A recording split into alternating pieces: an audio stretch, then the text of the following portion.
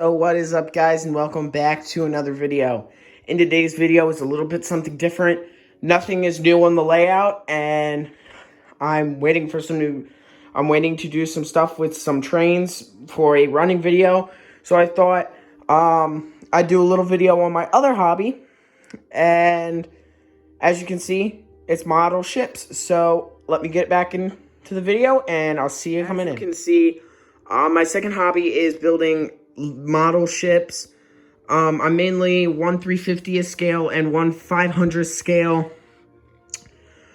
ships. They're all kits. As you can see, there's some of the boxes behind me. I build some other stuff, but I mainly build ships. So that is one of my boxes to one of my Ticonderoga class cruisers. And then behind that is my biggest box with that blue on it. I had an incident with paint, but that is my 1/350th scale USS Enterprise, as you can see right there.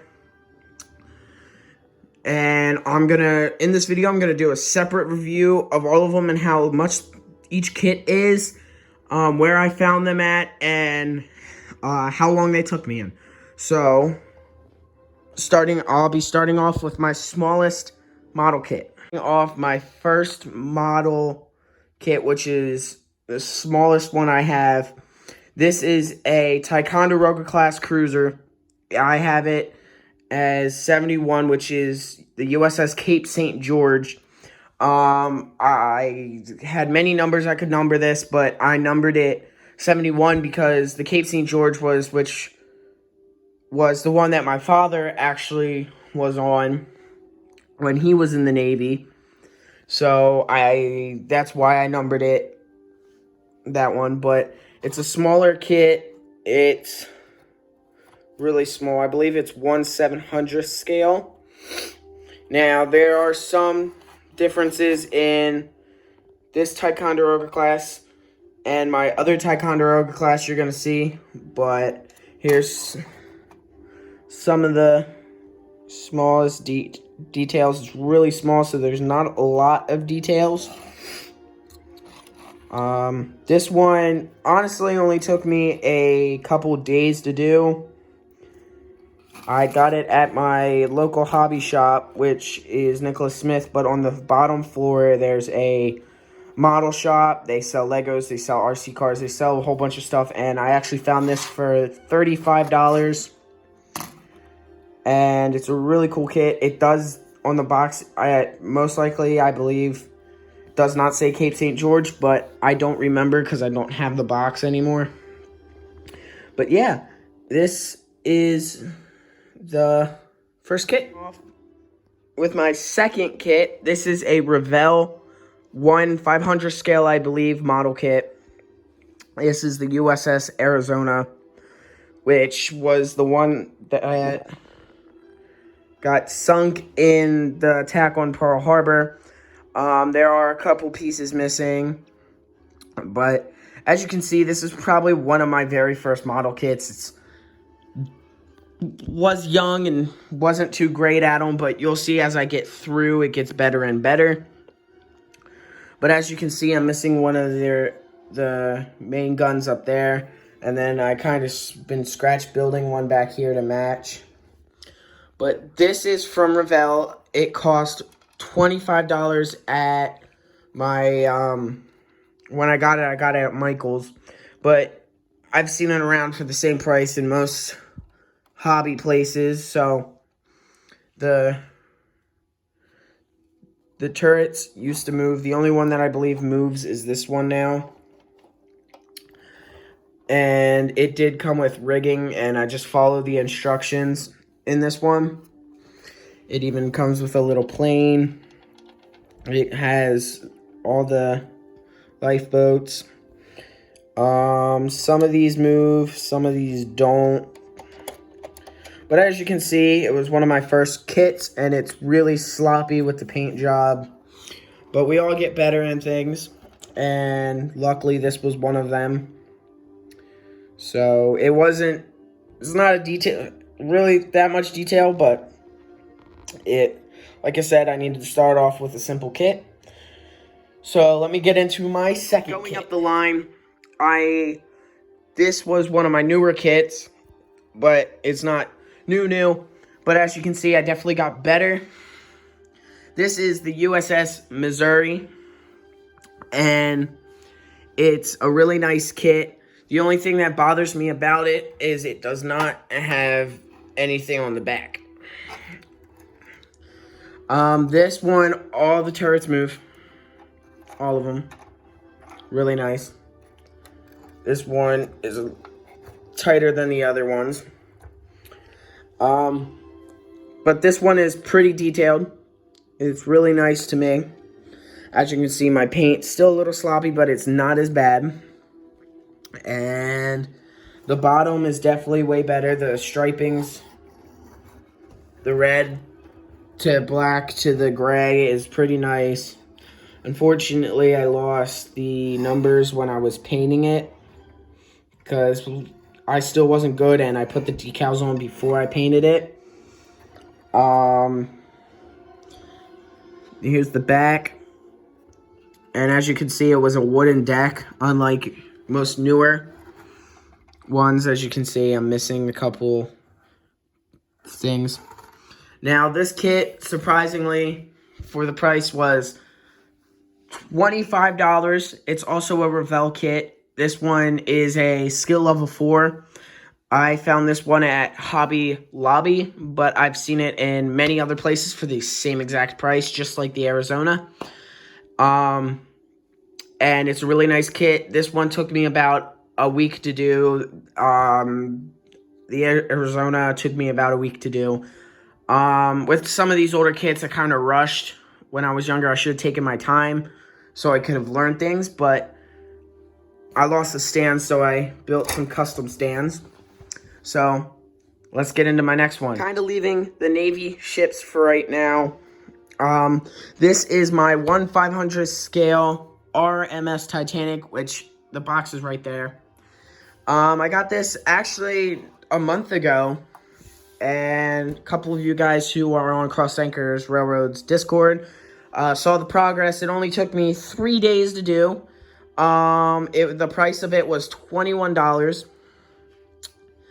And because of the way the paint was, it was kind of this side for the funnels are better. This side isn't.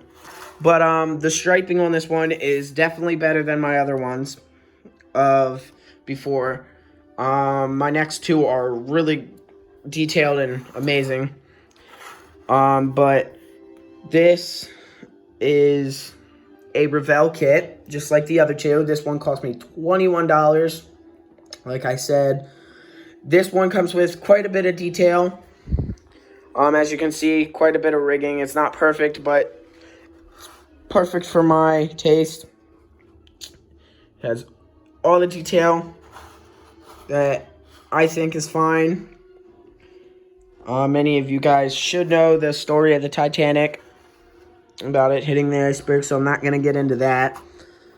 But for those people who shockingly don't know about the Titanic, this did sadly sink on its maiden voyage by an iceberg.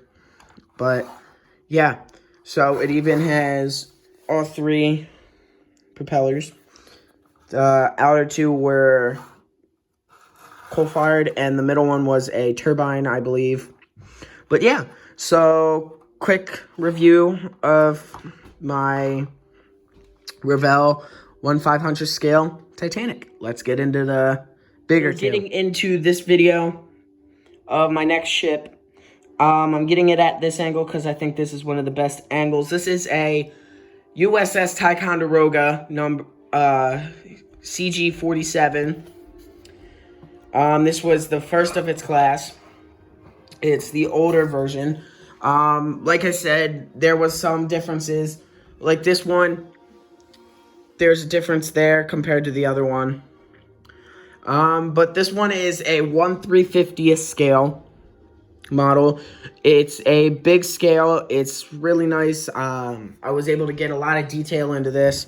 So starting off at the front, we have the decal for the front. And there's the there's the front of it. And I love building the ships, and my dad was in the Navy, but I don't know a lot of the terms. I just love building them and the way they look. So there's this. And as we go through, this is my newest kit. I got this literally Monday. It took me from Monday to now to finish it all up. I like this side better. There's some imperfections with the paint, like there and there, but that's really it. Moving back to it, there's a decal there, and there are what my dad used to tell me he called them were R2D2s, but I don't know the proper term. I should have looked some of this up. But as we get back, there's a lot of detail. There's some of the radars on it. There's quite a bit of detail. My favorite shot is the back. We got 2 helicopters in the back. We got the doors. And the cool thing about, let me see, I don't know if I can get it, but that is actually in there. There's actually like a hanger in there. Then as we move back, there's more decals, more naval weapons and stuff like that. More stripes and stuff. And the American flag on the back. And we even got Ticonderoga on the back. And then this did come with a motor, but I took it out. But if I kept the motor in, these would have actually spun like that. This one still does. This one doesn't. I glued this one in not thinking. It's a very beautiful kit. This kit I actually got off of eBay for $25 plus shipping. It came to like $45. If any of you want to get one of these kits, all of these are really worth it. If you're getting into the hobby, I'd say start with one of the ones before. They're a really good starter. But if you really want to build one of the ones you really like, let's say the Ticonderoga, get it, build it. It's amazing. It's a really good piece to put on a shelf and display it, which I'm doing. I brought these down here just to do the video because these are actually sitting in my room on a little tiny shelf. But yeah, so as you can see, I'm about to get into the last one, and it is a big and beautiful one. Show you guys that I built. This actually is my most expensive, and it took me the longest time. This is a Tamiya USS Enterprise, which the Enterprise was one of a kind. It had quite a bit of nuclear reactors in it. This is 1/350th scale, and as you can see, it basically takes up my entire table. It's really big, and this actually took me 2 years to complete to my standards. Honestly, I'm not really finished with it. I'm hoping that I can get some of these jets off and add some more detail because they're literally just out of the box gray put on there. Because at the time, I didn't know how to really get down into the painting and get it to look really good. But luckily, I did not use super glue when I glued these down. I used some of the really not so great model glue. But all around it, I used to have all of these, but they broke off. Like I said, this took me 2 years to build. It's a big kit, and if you're really going for accuracy, it's going to take you probably longer than it did with me. This kit, I probably got 3 years ago for Christmas. I found it. I really wanted it. I asked for it. I got it. But as you can see, some parts are unfortunately breaking off of it. But it's a really nice kit. It comes with F-14s. It also comes with F-18s. and it comes with a couple other ones that I don't know. But you can put the jets however you want.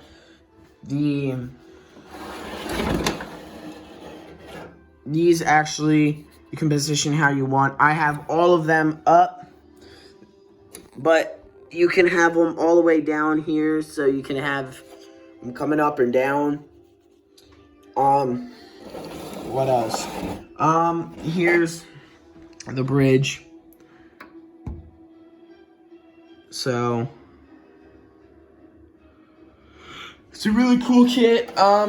If you have the money, I'd say it's worth it. This kit came to around somewhere in the 200 range. But if you're really looking for a good kit to build and you're not really caring about the cost of it, go for it. It's a really good kit. I hand painted all of the lines on here. So, all of the lines on the takeoff and landing, all hand painted by me. I'm actually planning on, I asked for a USS Nimitz class carrier, which is the same size as this, and it'll go along with the others. So, I found this at my local train store. I think they had 2 left after this. The same place that I found the Titanic at. But it's a really good kit, and if you really want to go for accuracy, they have, for any of these, they do have a lot of, like, what we in the model building call photo edge parts. They're little tiny pieces that you put on there, like railings. Like, here, I'll show you. This one had a bunch, but it knocked off.